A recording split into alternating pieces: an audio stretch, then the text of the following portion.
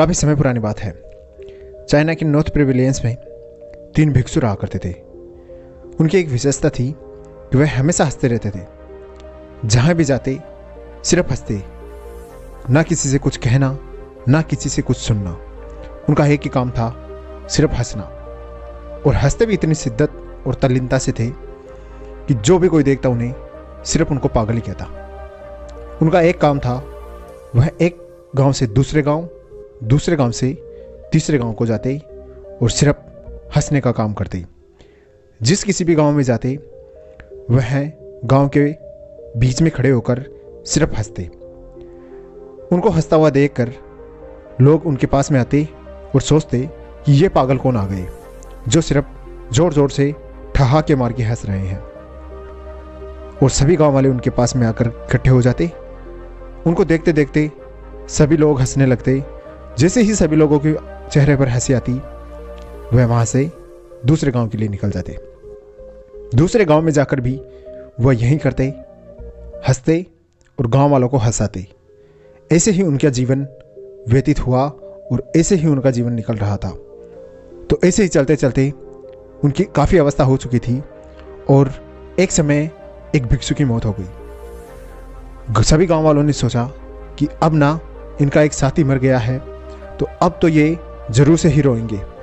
लेकिन गांव वालों ने जो सोचा था उससे उल्टा हुआ। उनका साथी मर भी गया था, लेकिन उसके बाद में भी वह और जोर जोर से हंस रहे थे। गांव वालों को लगा कि ये तो सच में ही पागल है। इनका साथी मर गया, उसके बाद में भी ये हंस ही रहे हैं। तो गांव वालों ने उनसे कहा कि तुम्हारा साथी खत्म हो गया या तुम्हारा साथी मर गया, उसके बाद में भी तुम हंस रहे हो। तुम सच में ही बेवकूफ़ हो या लोगों को बना रहे हो। तो गांव वालों की इन बातों पर उन भिक्षुओं ने अपना मुंह खोला और कहा कि हमारा जो साथी है वह मरा है। उसने मरने से पहले ये बात कही थी कि मैं जब मरूं तो कोई भी रोएगा नहीं, और अगर हम में जो भी पहले मरेगा वो हम में से जीत जाएगा और कभी भी हम रोएंगे नहीं। तो हमारा साथी पहले मर गया, वह हमसे जीत गया। तो इस वजह से हम हंस रहे हैं, क्योंकि हमें हमारी हार पर हंसी आ रही है। एक तरफ जहाँ पर दोनों भिक्षु हंस रहे थे, तो दूसरी ओर गांव वाले जो भिक्षु मर गया था उसको सैया पर लेटा के ले जा रहे थे।